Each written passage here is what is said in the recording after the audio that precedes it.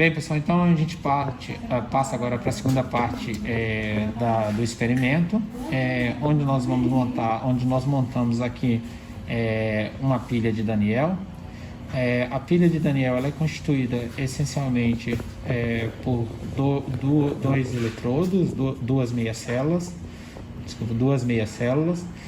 sendo a primeira meia célula, uma delas é a de sulfato, uma que contém zinco, uma solução de sulfato de zinco. Mergulhada então nessa solução nós temos um eletrodo de zinco metálico. Na segunda meia célula nós temos então uma solução de sulfato de cobre, e mergulhado nessa solução nós temos então um eletrodo de cobre metálico. Para fechar o circuito, então, nós temos também uma ponte salina, que é constituída por esse cordão, que foi previamente mergulhado em uma solução de KCl 1 molar, e após então mergulhar esse cordão ali, então na solução a gente transfere esse cordão direto como ponte salina da nossa pilha de Daniell. Então essa pilha ela funciona da seguinte forma. Então no lado do eletrodo de cobre nós teremos então cobre em solução. Ele então se combina com dois elétrons, e nós temos a deposição de cobre metálico sobre a superfície do eletrodo de cobre. Então o cobre nesse caso sofre então a redução. Por outro lado, do lado do zinco, então nós vamos ter zinco metálico, Então o zinco metálico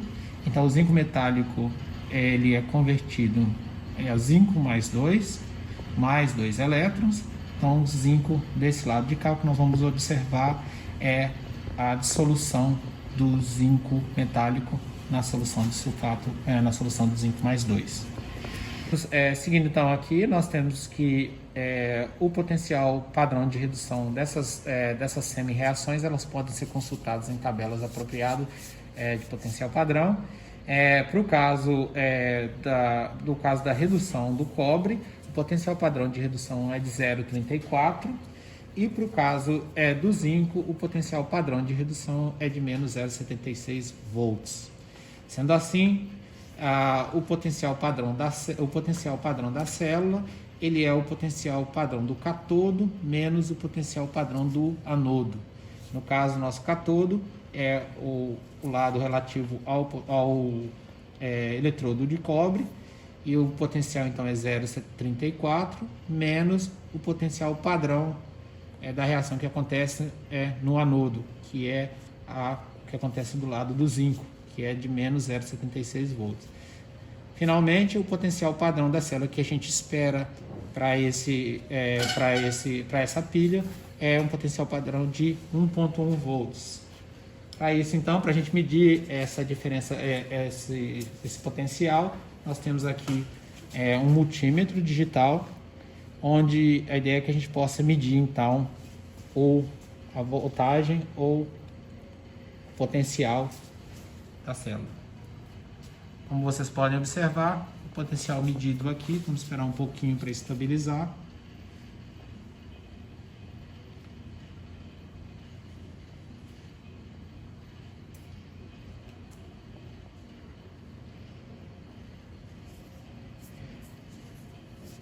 Então, como vocês podem observar, nós está praticamente estabilizado, um pouco mais.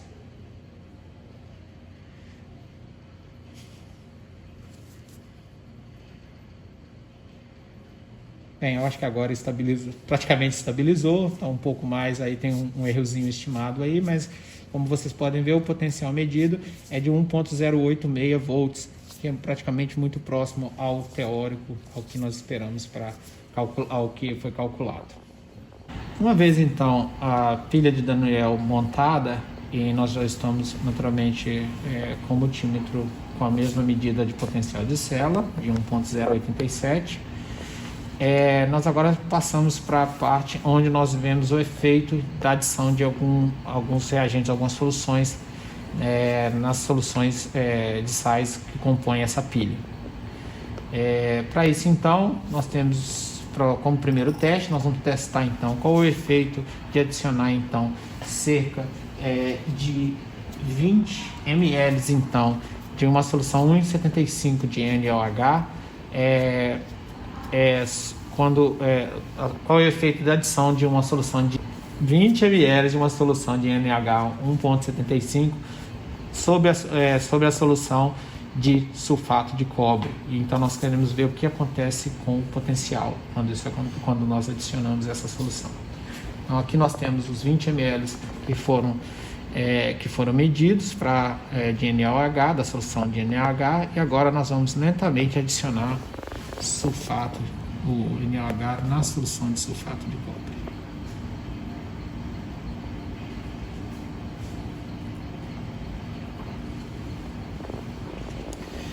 Como vocês podem observar, a solução ficou com uma tonalidade um azul mais escuro, e ao mesmo tempo houve a formação de um precipitado.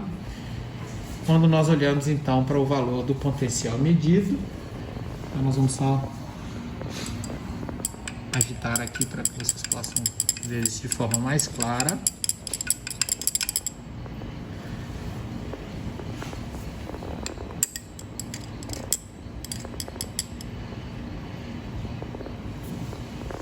Então, como vocês podem observar, então, não só houve a formação de precipitado, mas o potencial então começa já a cair.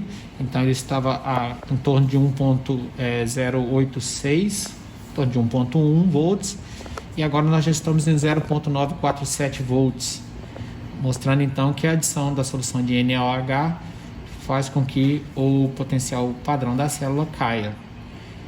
Vamos só esperar um pouco para que a medida do potencial então se estabilize.